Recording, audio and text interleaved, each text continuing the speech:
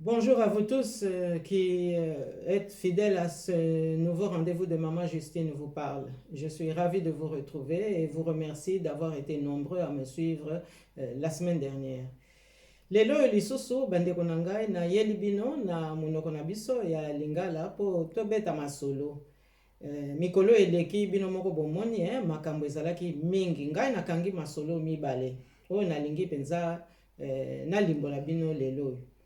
Ya liboso ezali problème oyo ya ba pression diplomatique tomoni pe toyoki na nzela ya parlement na biso epai ya président ya assemblée nationale M. Mboso Kodia. Alors dossier ya mibale ezali eyano na kopesa mpo na maloba oyo Kate Beka Toto abimisaki il y a quelques jours mpo na oyo etali proposition de loi Tchani ememeli biso makambo mwa mingi.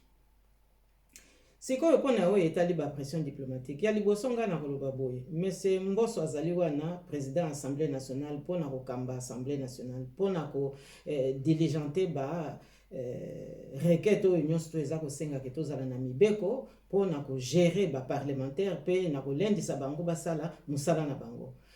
Akoki koya koyebisa biso te ke oyo bureau abloke likambo boye to bureau asali non, mosala na ye ezali veiller à ce que la proposition de loi ezala vraiment débattue dans le parlement. Akoki komiti kate na ba pression extérieure. Parce que la pression wana en fait ezali ba injonction, ezali ingérence. Pona nini naza koloba boye? Parce que déjà les mêmes causes produisant les mêmes effets, tozali na souvenir ya ba pression il y a 2005-2006. Ezalaki nani mutayaki nango? Ezalaki ba diplomate te na moment wana ezalaki président de la Commission européenne, M. Manuel Barroso, ayaka elongo na M. Louis Michel, oyo azalaki vice-premier ministre, ministre des Affaires étrangères à Belgique, pe akomaki commissaire européen na oyo etali développement pe coopération internationale.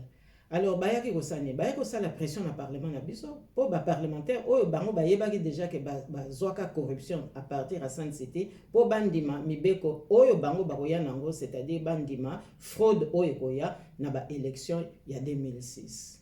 Alors eloko wana ememelaki biso ni ememelaki biso d'abord imposteur, parce que tant que communauté internationale za koya eza pona elengi na biso te, ezali pona koya ko bebisa ba projet bana Congo. Et puis botala penza na lolenge nini penza baza koyela biso rapport mapping eza wana bazo telemela yango te. Pe avant rapport mapping, rapport Garreton pe ezalaka wana oyo eza ko dénoncer ba massacre ba population na biso baza ko subir. Et puis pona ko lakisa pe ndenge balkanisation eza ko menacer mboka na biso, et en fait pona ko dénoncer pe occupation rwandaise oyo tozali victime depuis maintenant un quart de siècle.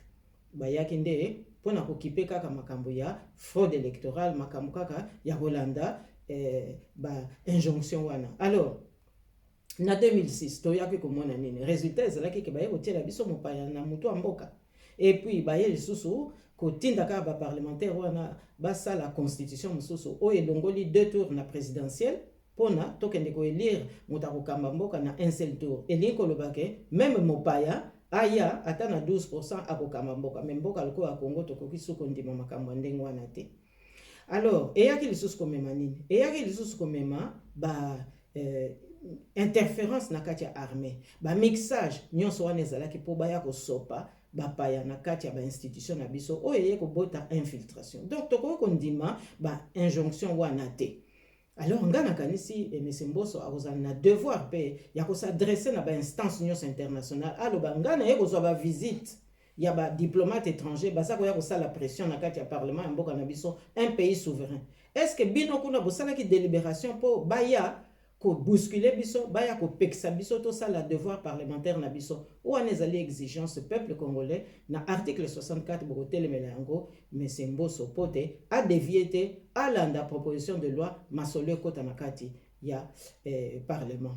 Alors sikoyo toza pe koloba makambo ya loyauté républicaine wana ememi nga mpona kopesa eyano na M. Kate Beka Toto oyo aye na ba média en tant que ndeko kulutu ya M. Moïse Katumbi oyo azali ko protester ye na elongo ba candidat na ye député elongo na ba militant na ye azali ko protester pour na projet de loi Tchani. Mais naza ko kamwa ndenge nini kaka ye en tant que demi Dakar aza ko protester projet wana alors que baza mingi na Congo toyoka na bango pe bango nyos mais ye kaka mutaza ko mona kaka pona projet de loi wana. Alors naza ko mona ngo vraiment normal te. Alors lorsque meseka tebeka totaza ko loba non batika makamu na ya famille de côté parce que tout ça à la part des choses. Mais oui, pendant ça à la part des choses, il faut aussi que ça à la part des affaires de l'État. Pour défendre les affaires de l'État, de la nation congolaise. C'est-à-dire, tout ça pour défendre ma belle nabiso, tout ça pour défendre l'ingérence extérieure. Alors, lorsque M. Katebe dit que non, Bazali ko l'Obama que ça un peu déplacé pour la famille, j'aurais préféré que M. Katebe Katoto ça l'a démenti. Dans le livre Moko Ebimaki, en 2007, écrit par un juif qui a vécu au Congo, où il y a ça qui livre Moko intitulé Les Juifs qui habitent au Congo depuis le début du XXe siècle jusqu'à aujourd'hui. Mais dans le livre Wana, M. Moïse Ramani, Yemutakomaki Yango, à Lobini, à Tangeli Biso, épopée ya ba juif wana nyonso atangi ba Amato frère, ba Aladef, atangi ba son frère, atangi ba Zipper, atangi ba Israël, bango nyonso okoyoka mama na ye boye, okoyoka tata na ye boye, okoyoka famille boye, bayaki boye nande kwa mobile etc. Mais l'air ba komi na ba demi Dakar na biso, ezala ba o baza 1 quart, ezala ba o baza 3 quarts. Eh bien, comme na page ya Moïse Katumbi, esika baza ko loba ka botami kombo mama eza ko mona na te. Place pe maman ngo a vivaka et mona na kate, il y a vraiment un trou noir. Donc ça ko poser problème, et poser qui peut problème na hauteur wana. Donc ça veut dire qu'il y a un problème. Donc biso to koki kondimate na mboka na biso, ba candidat ba ya boye ba wuti soki wapi, ata zalaki homme d'affaires, mais aya aluka présidence de la République parce que ye azaka kana tina pour na place wana mais ba mususu ba demi Dakar bazako luka etumba wana te. Donc ça veut dire qu'il y a quand même un problème. Alors problème angwezani, pourquoi est-ce que na côté à M. Moïse Katumbi bazako luka kaka bazala candidat akene ko s'enrôler akoma candidat, hein? Donc c'est-à-dire que ba confisquer fonction régalienne na bana mboka. Alors ngana oyebisa bino lelo bande konanga, pourquoi insistance wana? Mais il faut qu'il y ait quand même que Tango Moïse Katumbi Azaki gouverneur, il y a Katanga, Azalaki membre du club des 3K, c'est-à-dire Kagame, Katumbi et puis Kabila. Mais basalaki ba affaire, basalaki pe ba trafic ndenge na ndenge, ezalaki ka ko kendela na nzela ka sumbalesa te, ba trafic mususu ezako ya wa pe na poto. Donc bazalaki na ba complice na ba mboko to vandi et puis awa pe na Bruxelles, hein, ba club ya ba ami du Rwanda, bazalaki pe ko profiter na ba trafic wana. Alors sikoyo lokola Union européenne na ba instance mususu, ba comme ko luka ba sala mise en ordre, ba comme ko landela bato baza corrompu. Alors, bah on yosu bazaki complice ya M. Moïse Katumbi na ba trafic wana na bambula wana eleki na ba club na bango de 3K.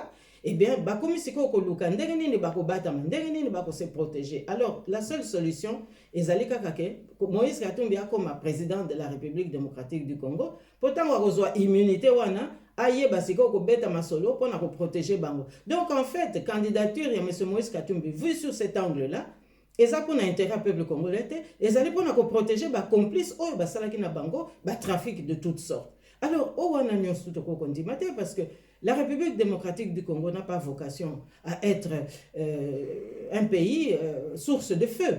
Azali n'a vocation à un pays où on organise la criminalité au sommet de l'État. Non. République démocratique du Congo,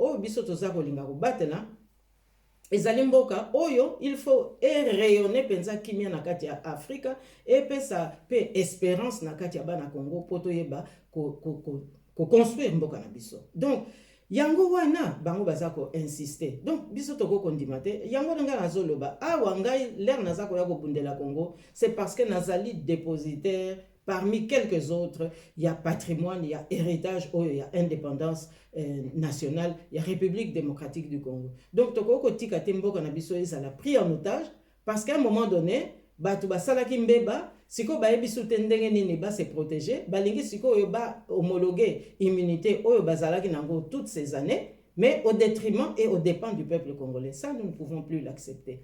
Donc, Yangwana, Ngayawa, Naye Koloba, je suis venu réagir parce que question wana est fondamentale. Tozali na demi Dakar rebelle na Congo, mais insistance oyo ezako lingaka kake mais c'est Katumbi comme président de la République. Non, ezali ko bomba trafic moko boye d'influence oyo toko kondimate parce que ça voudra dire que plan oyo bazalaki nango na 2005, 2006, c'est-à-dire il y a ko écarter ba patriote, il y a ko écarter ba démocrate. Ça veut dire que Plango est silinante. Donc ça veut dire aussi que liste noire, il y a Boma Congolais et pour se poursuivre. Et ça, nous ne pouvons plus le tolérer.